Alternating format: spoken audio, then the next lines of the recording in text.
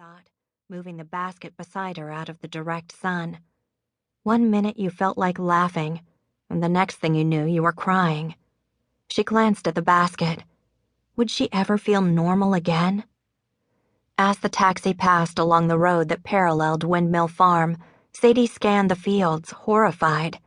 Dozens of cars were parked along the road. Near the barn, horses and buggies were stacked side by side. The amount of people up there looked like ants at a picnic. There was even a television van with a large satellite dish on top, like a giant sunflower turning to the sky. She unrolled the car window to get a better look. What on earth was going on? She told the taxi driver to pull over at the base of the hill rather than go up the drive.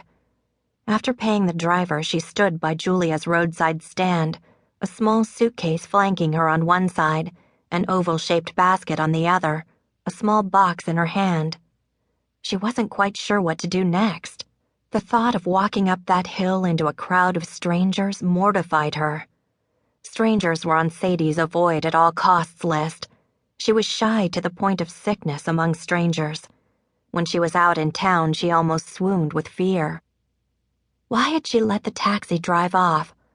Why hadn't she called her father first to let him know she was on her way from Ohio and to find out what was going on at home? What was going on at home? Suddenly, a familiar voice came floating down the hill, followed by pounding footsteps.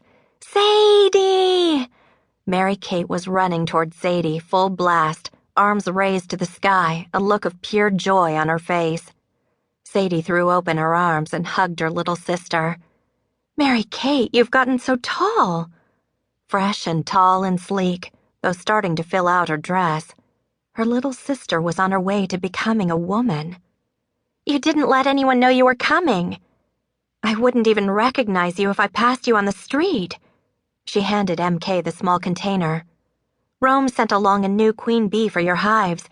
I worried through the whole trip that the queen would escape out of that box and sting me. MK peered through the screen top of the box. The brown bee queen was gripping the screen with its tiny, fuzzy black legs. Oh, she's beautiful. MK was enamored with bees. Sadie liked to stay clear of them. You won't believe what's been going on around here. Take a breath, MK, and tell me what all these cars are doing here. Is everyone all right? Is Dad doing all right? MK put the bee box on top of Sadie's suitcase and glanced at the house. Dad's having a good day today. I've never seen him look so proud and pleased. When the president of the Audubon Society gave him the letter from Menno, I thought Dad was going to bust his britches. What letter? What are you talking about? For all those rare birds Menno found. Turns out he spotted more rare birds than anyone else in the state of Pennsylvania. The Audubon lady brought a newspaper reporter with her. She stretched her arms over her head and released a happy giggle.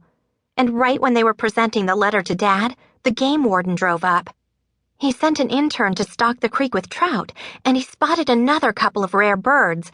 This pair is an endangered species, and it looks like they're settling down to raise a family right on Windmill Farm.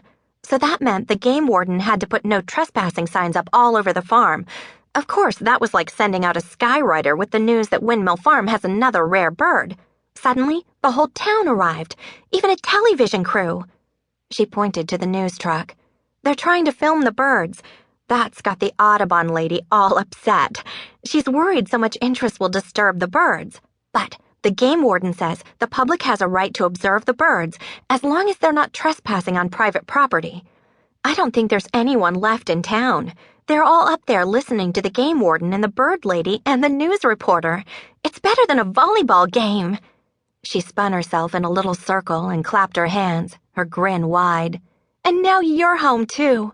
This is the best day ever. The entire town is up there?